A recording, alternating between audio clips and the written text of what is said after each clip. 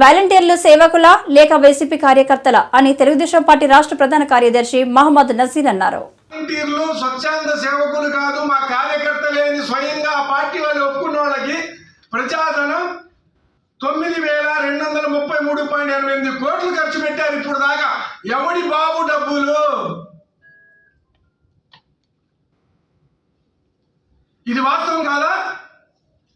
అంటే ఎలక్షన్స్ కల్లా ఇంకా 2 నెలలు గడిస్తే 10,000 కోట్లు ప్రజాధనాన్ని దుర్వినియోగం చేసిన జగన్మోహన్ రెడ్డి చట్టబద్ధత లేని ఈ వాలంటీర్స్ కోసం 10,000 కోట్లు ఎవడి బాబు సొమ్ము? ప్రజలు కట్టిన పన్నులు, ప్రజల్ని పీడించి, ప్రజలు నడ్డీలు కొట్టి, ప్రజలు బతకలేని పరిస్థితుల్లో, ఉద్యోగాలు లేక, పెట్టుబడి లేక, నెలకి ఎలా బతకాలో అర్థం కాని పరిస్థితుల్లో ఈ రాష్ట్రం సర్వనాశనం అయిపోయింది. ఈ రాష్ట్రం నిరుద్యోగ యువత లేదు. సంవత్సరానికి కొన్ని లక్షల మంది ఇంజనీర్లు అయ్యి వస్తున్నారు, ఎంబీఏలు చదువుతున్నారు, పోస్ట్ గ్రాడ్యుయేట్ చదువుతున్నారు, డిగ్రీలు చదువుతున్నారు. ఒక్కడికి ఒక ప్రభుత్వ ఉద్యోగం లేని అసమర్థ ముఖ్యమంత్రి, అసమర్థ ప్రభుత్వం. ఎక్కడైనా సరే, ఏ కాలేజీకి అయినా సరే క్యాంపస్ ఇంటర్వ్యూలు లేవు. కానీ రాబోయే రోజుల్లో ఈ ప్రభుత్వం నుంచి క్యాంపస్ ఇంటర్వ్యూలు ఉంటాయంట. దేనికోసం అంటే వాలంటీర్ల కోసం. జగన్మోహన్ రెడ్డి కొత్తది చేయబోతున్నాడు రాబోయే రోజుల్లో. ప్రతి యూనివర్సిటీ, ప్రతి క్యాంపస్లో campus interview by Jaganmohan Reddy YCP party తరఫున. దేనికంటే డిగ్రీలు చదివిన వాళ్ళు, పోస్ట్ గ్రాడ్యుయేట్ చదివిన వాళ్ళు, ఇంజనీర్లు చేసిన వాళ్ళు, వాళ్ళందరికీ క్యాంపస్ ఇంటర్వ్యూ చేసి ఈ యొక్క వాలంటీర్ ఉద్యోగాలు ఇస్తాడంట. 5,000 ఉద్యోగాలు. చట్టబద్ధత లేదని మేము పదే పదే చెప్పాం. వాళ్ళని నియమించింది ఎవరు? ఆంధ్రప్రదేశ్ పబ్లిక్ సర్వీస్ కమిషనా? లేదే. లేకపోతే డిస్ట్రిక్ట్ సెలక్షన్ కమిటీ ఏమైనా సచివాలయ కార్యదర్శుల్ని ఎలాగా డిఎస్సి ద్వారా కలెక్టర్ చైర్మన్ పెట్టుకుని చట్టబద్ధతతో నియమించారే వాళ్ళలాగా? లేదే. వాళ్ళ కార్యకర్తల్ని వాళ్ళు పెట్టుకొని ఇష్టానుసారం వాడుతున్నారండి. వీళ్ళు స్వచ్ఛంద సేవకులా? నేను వాలంటీర్లు కూడా అడుగుతున్నా. పాపం యువతులు వాళ్ళ జీవితాన్ని వాళ్ళు నాశనం చేసుకుంటున్నారు. మీ చదివిన చదువులేంటి? మీకు వైసీపీ ప్రభుత్వం వాడుకుంటుంటే వాళ్ళ కార్యకర్తలా మీరు చేసే పనులేంటి?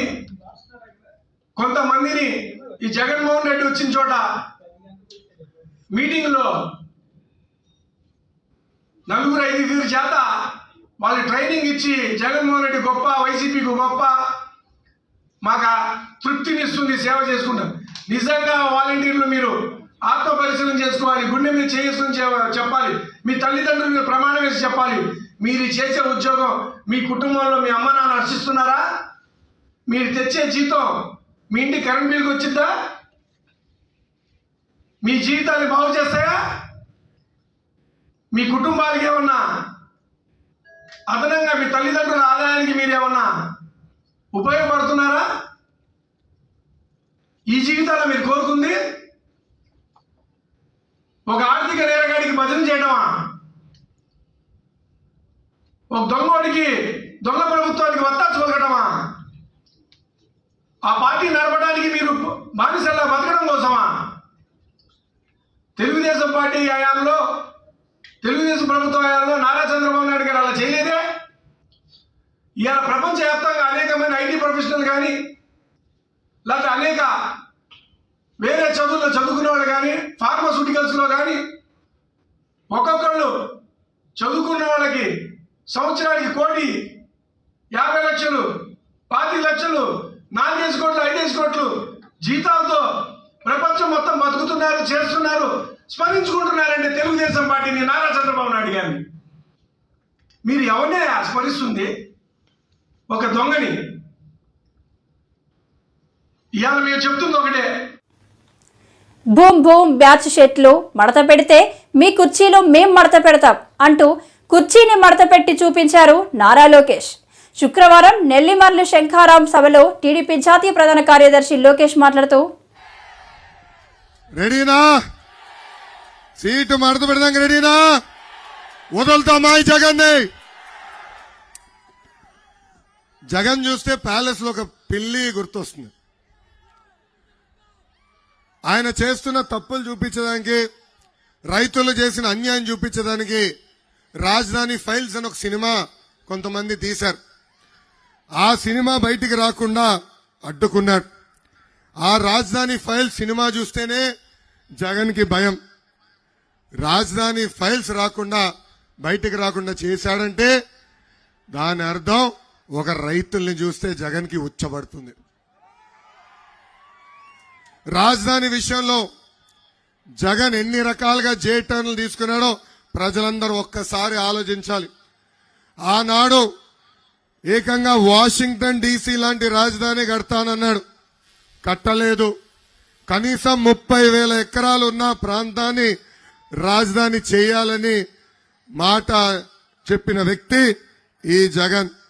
అంతేకాదు ఇప్పటికీ చిన్న రాష్ట్రం అయ్యాం, ప్రాంతాల మధ్యన చిచ్చు పెట్టకూడదని ఆనాడు చెప్పిన వ్యక్తి ఎవరు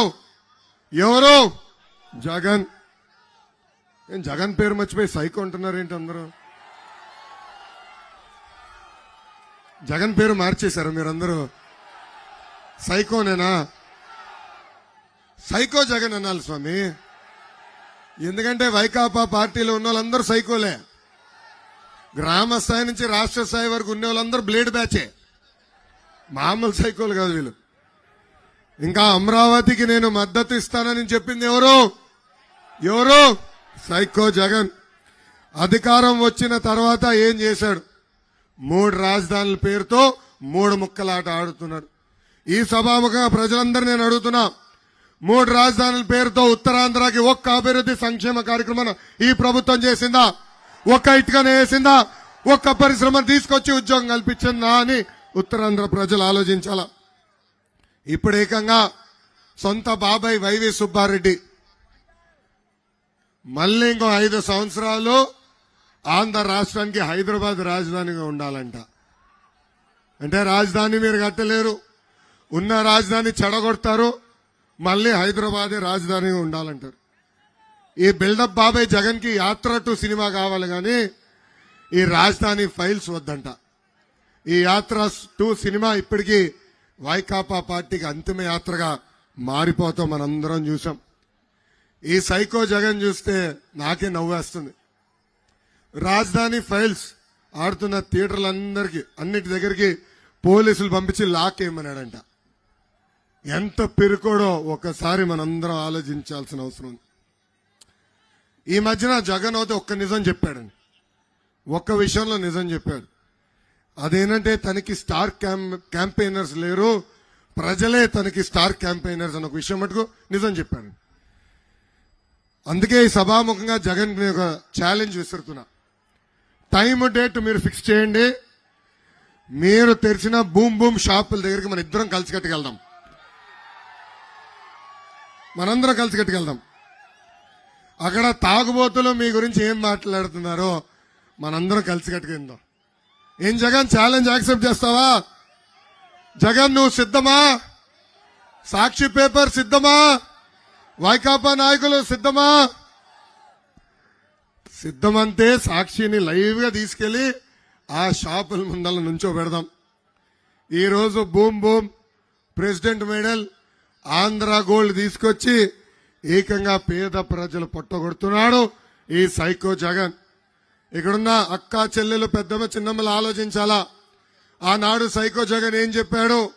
5 సంవత్సరాల సంపూర్ణ మద్యపాన నిషేధం చేసిన తర్వాతనే మీ ఓటు అడుగుతా అన్నాడు. ఇప్పుడు ఏకంగా ప్రభుత్వమే దుకాణాలు తెరిచింది, ప్రభుత్వమే ప్రభుత్వ అధికారులు నియమించి టార్గెట్లు ఇచ్చి మన ఊర్లో అందరినీ తాగుబోతు చేస్తుంది ఈ ప్రభుత్వం. పోనీలే సైకో జగన్, ఒక తెలుగింటి ఆడబడుచు ఇంటికి వెళ్దాం, అక్కడ మహిళల పరిస్థితి ఏంటో కనుక్కుందాం. నువ్వు సిద్ధమా అని అడుగుతున్నా. గత 5 సంవత్సరాలుగా కరెంటు ఛార్జీలు పెంచారు, ఇంటి పన్ను పెంచారు, చెత్త పన్ను పెంచారు, పెట్రోల్ డీజిల్ గ్యాస్ ధర పెంచి తెలుగింటి ఆడబడుచులు ఈరోజు బాధపడుతున్నారు. జగన్ ఎప్పుడు వస్తాడా అని వెయిటింగ్. ఎందుకంటే ఆయనకే కరెంట్ షాక్ ఇచ్చేదానికి సిద్ధంగా ఉన్నారు మా తెలుగింటి ఆడబడుచులు. అందుకే తల్లి ముఖ్యమంత్రి గారు ఎక్కడికి వెళ్తే పరదాలు కట్టుకుని తిరుగుతాడు తల్లి. ఎక్కడ మీరందరూ వచ్చి కరెంట్ షాక్ ఆయనకి ఇస్తారని. అదేంటో నాకు ఇప్పటికీ అర్థం అవ్వాల. ఇదంతా ఒకటవుతే యువత దగ్గరికి వెళ్దాం. జగన్ యువత దగ్గరికి వెళ్దాం. వచ్చేదానికి దమ్ముందా మీకని ఈ సభాముఖం అడుగుతున్నా. సాక్షి క్యాలెండర్ తప్ప జాబ్ క్యాలెండర్ ఇచ్చిందా ఈ ప్రభుత్వం? ఇచ్చిందా? లేదు. ఉద్యోగాలు లేని డిఎస్సి, గ్రూప్ 1 గ్రూప్ 2 లేదు. 6,500 కానిస్టేబుల్ పోస్టులు లేవు. అసలు నువ్వు ఎక్కడ కంపడతావా? కర్ర తీసుకుని తరిమి కొట్టేదానికి ఆంధ్ర రాష్ట్ర యువకులు సిద్ధంగా ఉన్నారని ఈ సభాముఖంగా జగన్ కి హెచ్చరిక జారీ చేస్తున్నా. వాలంటీర్లకు వందనం. సభలో జగన్ రెడ్డి నిజస్వరూపం బయటపడిందని టీడీపీ నేత బొండా ఉమామహేశ్వరరావు వ్యాఖ్యలు. శుక్రవారం మీడియాతో మాట్లాడుతూ ఉపయోగించుకుంటూ అడ్డమైనటువంటి పనులన్నీ వాలంటీర్లకు చెప్తూ మళ్ళా నిన్న 50 రోజుల్లో ఎన్నికలు జరగబోతూ ఉన్నాయి. ఎన్నికల్లో రేపు ఏ ప్రభుత్వాలు వస్తాయో తెలీదు. ప్రభుత్వాలు మారితే ఇప్పుడున్న వాలంటీర్ వ్యవస్థని అంధకారంలో పడేసే విధంగా జగన్మోహన్ రెడ్డి ఒకవైపు తన నిజ స్వరూపం పెట్టుకున్నాడు. ఒకవైపు వాలంటీర్లకి భవిష్యత్తు లేకుండా చేశాడు. ఒక్కసారి టీవీలో ఆయన ఏం మాట్లాడాడో ఒక్కసారి ఇందాం. ఒక్కసారి ప్లే చేయండమ్మా. ఈ ఒకే ఒకడికి ఉన్నది ఎంత పెద్ద సైన్యం ఉంది అని చెప్పి వీళ్ళంతా కూడా మర్చిపోతా ఉన్నారు. నేను అడుగుతా ఉన్నా, ఒక రాజకీయ పార్టీకి చెందినటువంటి వైసీపీ సైన్యాన్ని రాబోయే రోజుల్లో ఏ ప్రభుత్వం మారితే కొనసాగిస్తారా? వైసీపీ కార్యకర్తల్ని, వైసీపీ సైన్యాన్ని పెట్టుకుంటారా? ఒక్కసారి వాళ్ళ వాలంటీర్ సోదరీమణులు ఆలోచన చేయాలి. అంటే ఈ దుర్మార్గపు ఆలోచన జగన్మోహన్ రెడ్డిది ఎలా అంటే, వీళ్ళందరికీ నా సైన్యం, వీళ్ళే మా పార్టీ లీడర్లు అని చెప్పి ఇవాళ సాక్షి బ్యానరు.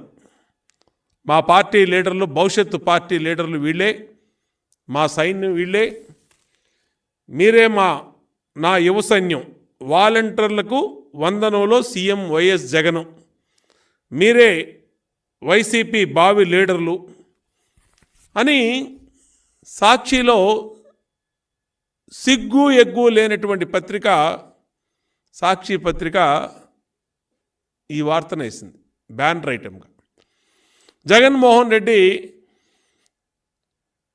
నిజస్వరూపం ఏంటో మొన్నటిదాకానేమో నిష్పక్షపాతంగా ప్రజలకి సేవ చేయడానికి వాలంటీర్లను మేము పెట్టుకున్నాం అని చెప్పి అన్నారు. ఇవాళేమో వాళ్లే మా పార్టీ లీడర్లు, వాళ్లే మా సైన్యం అని చెప్పి ఈరోజు పత్రికల్లో ప్రధానంగా వాలంటీర్లే నా సైన్యం బ్యానర్ ఐటమ్స్లో ఇవాళ పత్రికల్లో వచ్చినాయి. అంటే సీఎం స్టేట్మెంటు మేము అడుగుతూ ఉన్నాం, ఓకే వాళ్ళు మీ పార్టీ లీడర్లు, వాలంటీర్లు, నువ్వు చెప్పిన దాని ప్రకారం వాళ్లే నీ సైన్యం. మరి ప్రభుత్వం నుంచి 9,663 కోట్లు గత 5 సంవత్సరాల్లో మొత్తం వాలంటీర్లు 2,55,464 మంది వాలంటీర్లకి 5,000 రూపాయల చొప్పున నెలకి 127 కోట్ల రూపాయల జీతం చెల్లిస్తూ 5 సంవత్సరాలకి ఏడాదికి 1,532 కోట్లు, 5 సంవత్సరాలకి 7,663 కోట్లు, వీళ్ళకి ట్రైనింగ్ అని 1,000 కోట్లు. జగన్ ఉచ్చులో వాలంటీర్లు మళ్లీ బలి పశువుల్ని చేసే ప్రయత్నం. వాలంటీర్ల ముసుగులో కార్యకర్తల దోపిడీ. వాలంటీర్ల వందనంపై టీడీపీ మహిళా నేత అనిత ఫైర్. రకమైన ఓటమి భయం, అతని నడకలో తడబాటు, ఓవరాల్గా చెప్పాలంటే ఒక ఇన్సెక్యూరిటీ లెవెల్లో జగన్మోహన్ రెడ్డి ఈరోజు వచ్చి వాలంటీర్లని లిటరల్గా అడుక్కుంటున్నాడు.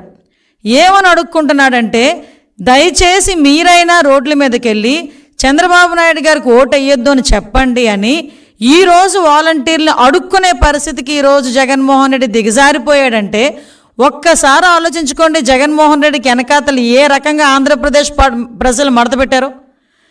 ఈరోజు భయపడి ఈరోజు బయటకు వచ్చి వాలంటీర్ల గురించి నిజంగా ఆయన మాట్లాడుతూ ఉంటే, నిజంగా ఏదో అంటారు కదా, మేకను బలివ్వటానికి తయారు చేసిన మేకపోతు ఉంటుంది, మేకను బలిచ్చే ముందు మేకను బాగా తయారు చేస్తారనమాట. పసుపది రాసి స్నానం చేయించి మెల్ల పూలదండేసి బొట్టు పెట్టి ఊరేగించుకొని తీసుకెళ్తారు. వాళ్ళు అనుకుంటారు, మేక అనుకుంటుంది నాకు మంచిగా ముస్తాబు చేశారు అనుకుంటుంది. కానీ తీరా తీసుకెళ్ళి ఏం చేస్తారంటే ఎక్కడొకటి బలిచ్చేస్తారు.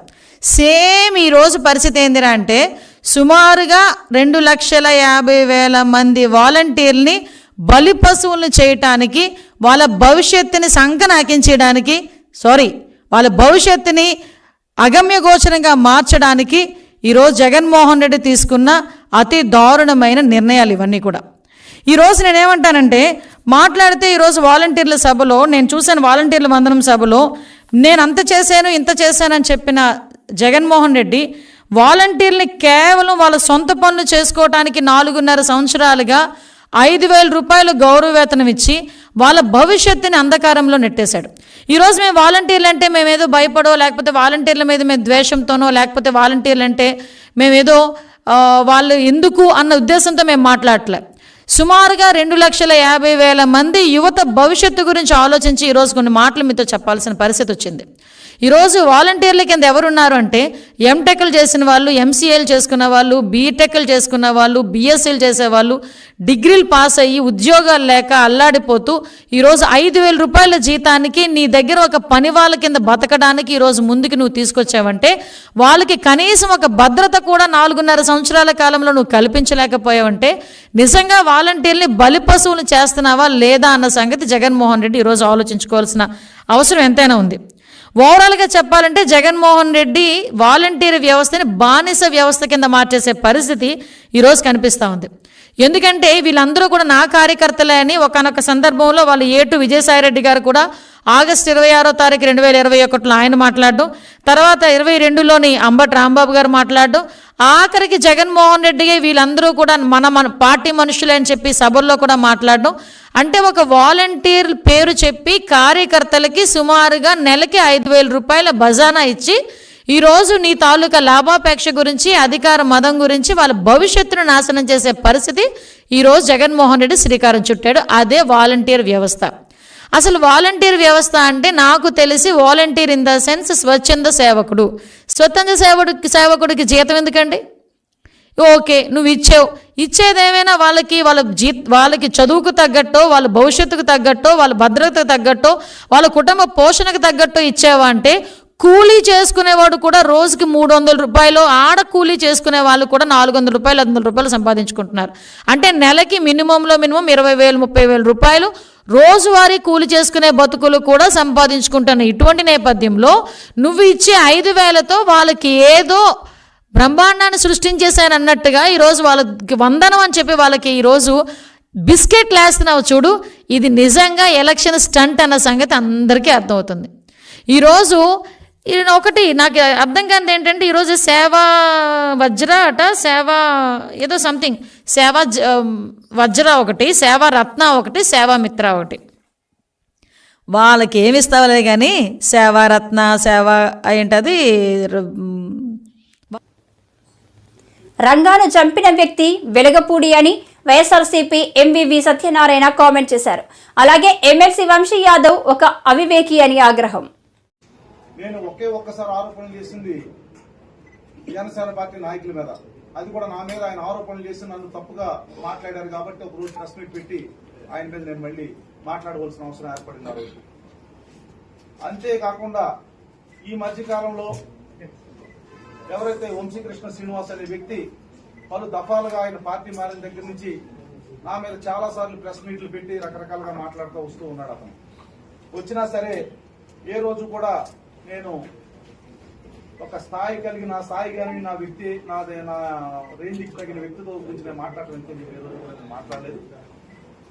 కానీ అతను చాలా మితిమీరి మాట్లాడటం, కనీసం ఒక మనిషిలాగా కూడా మాట్లాడలేకపోవటం అది చాలా దురదృష్టకరం. దాని గురించి తర్వాత మాట్లాడతాను. ముఖ్యంగా నిన్న జరిగిన మీడియా సమావేశంలో ఎవరైతే 3 సార్లు ఇక్కడ ఎమ్మెల్యేగా పనిచేస్తున్న వెలగపూడి రామకృష్ణ బాబు, అదేవిధంగా ఇతను కలిసి నా మీద మీడియా సమావేశంలో వాళ్ళు ఆరోపణలు చేయడం జరిగింది. సరే, ముందుగా ఈ వెలగపూడి విషయానికి వస్తే అతను నా మీద ఏదో నేను భూములు కబ్జాలు చేశానని ఏదో చేశానని ఆ గవర్నమెంట్ వచ్చిన తర్వాత ఏదో నన్ను ఏదో చేస్తానడు. అతనికి నేను మీడియా సమక్షంలో నేను చెప్తా ఉన్నా, అతను ఒకవేళ వచ్చే రానే రాడు, ఒకవేళ వస్తే ఇంటూ ముక్కు పీక్కోమని చెప్పండి. ఒక ఇంటికి బొచ్చుతో సమానం నాకు. అతనికి నేను పత్రికా ముఖంగా నేను ఛాలెంజ్ చేస్తా ఉన్నా.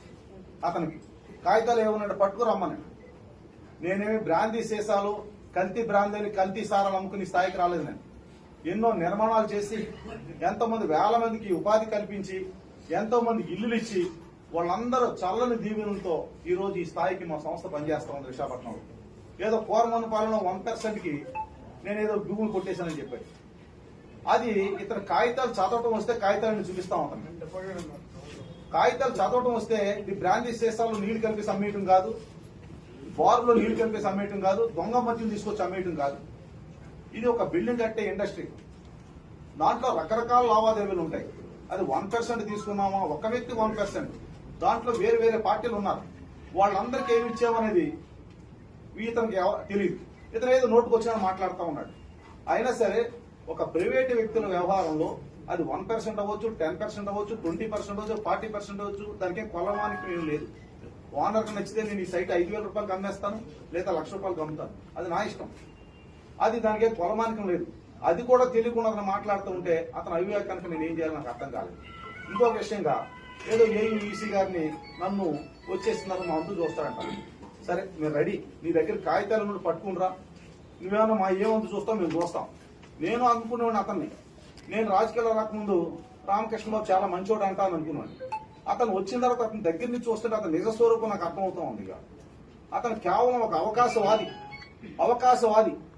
3 సార్లు విశాఖపట్నం ఈస్ట్ లో యాదవులను ఓడించేసి ఇవాళ ఎప్పటి నుంచో గత 50 సంవత్సరాల నుంచి యాదవులు నెగ్గుకుంటూ వస్తున్న స్థానం విశాఖపట్నం 2, ఆ స్థానాన్ని ఇతను పూర్తిగా కబ్జా చేసి ఈ రోజు ఎవరిని యాదవులని ఒక సెకండ్ వ్యక్తిని కూడా దాంట్లో కనపడకుండా ఒక పక్కా ప్రణాళికతో ముందుకెళ్తా ఉన్నాడు. అతను ఇవాళ 12 మంది కార్పొరేట్లను ఓడించాడు అతను. ఎందుకు? అతను పోటీ ఎవరు ఉండకూడదని ఉద్దేశంతో, పోటీ ఉండకూడదని సెకండ్ వ్యక్తులను కూడా అతను వెనకాల తిరుగుతున్న పట్టాభిరావుని కానీ లేకపోతే ఉమ్మి సన్యాసరావుని కానీ అందరినీ కూడా ఒక పక్కా ప్రణాళిక ప్రకారం తీసుకుంటూ వచ్చేస్తున్నాడు అతను.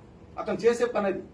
అతను ఇవాళ వంశీ మీద 2 సార్లు పోటీ చేసి ఇవాళ వంశీని ఓడించి ఇవాళ అతని ఇంటికి వెళ్ళి ఒక సిగ్గు లేకుండా అతని ఇంటికి వెళ్ళి కూర్చుని పక్క నవ్వుతాడు. అతను తిడతా ఉంది. అసలు ఒక మంచి వ్యక్తిత్వం ఉన్న మనిషి అని అతను. ఒక ఎవరి మీద ఆరోపణలు చేస్తే నవ్వుకుంటాడు. అతను మాట్లాడే భాష ఏంటి, ఇతను నవ్వుకునే విధానం ఏంటి? ఏ రోజైనా నేను ఈ స్థాయిలో ఉన్నాను ఎంపీగా విశాఖపట్నంలో ఎన్ని రోజులు 2 సంవత్సరాల వ్యాపార సామ్రాజ్యం నడుపుతా ఉన్నాం. ఎవరి మీద ఆరోపణలు చేస్తే ఒక పద్ధతి అనేది ఉండాలి, ఒక లాంగ్వేజ్ ఉండాలి. ఆ లాంగ్వేజ్ కూడా మర్చిపోయి వీళ్ళు మాట్లాడుతూ ఉంటే అతను నవ్వుకుంటా ఉన్నాడు. ఇవాళ ఒకటి అడుగుతా ఉన్నా, ఎందుకు నీవు యాదవ సామాజిక వర్గాన్ని ఎందుకు నువ్వు గుర్తించలేదు? తూర్పు నియోజకవర్గం 2 సంవత్సరాల నుంచి ఎందుకు నువ్వు యాదవ సామాజిక వర్గానికి ఒక్క పదవి కూడా ఇవ్వలేదు? ఎందుకు నువ్వు గతంలో ఇవాళ ఒక ఏదైనా పదవిని ఎందుకు రికమెండ్ చేయలేకపోయావు యాదవ సామాజిక వర్గానికి? అంటే నువ్వు ఒక్కడవే ఉండాలి తూర్పు నియోజకవర్గంలో, యాదవులు ఎవరు ఉండకూడదు. అదేవిధంగా ఇవాళ ఈ కాపు సోదరులందరికీ ఒకటే చెప్తా ఉన్నా, ఇవాళ జనసేన ఫోటో పెట్టుకున్న అతను ఇవాళ ప్రచార రథం మీద పెట్టుకున్నాడు పవన్ కళ్యాణ్ ఫోటో. అసలు నీకు ఏ విధంగా హక్కు ఉంది? ఇవాళ ఎవరైతే కాపు కులస్తుల దైవం ఆరాధ్య దైవంగా ఇవాళ ఊరికి విగ్రహాలు పెట్టుకుని పూజించుకుంటారో రంగా అనే ఆయన్ని ఈ రోజు అతను అడ్డంగా నరికి చంపి పారిపోయి వచ్చాడు. అది ఎవరు చెప్పింది? మేము చెప్పిందేం కాదు. అప్పట్లో ఉన్న తెలుగుదేశం ప్రభుత్వమే ఇతన్ని ఒక ముద్దాయిగా కేసు ఇతని మీద ఫైల్ చేసింది. షార్ట్ షీట్ ఉంది, ఎఫ్ఐఆర్ ఉంది, కోర్టుల చుట్టూ తిరిగాడు.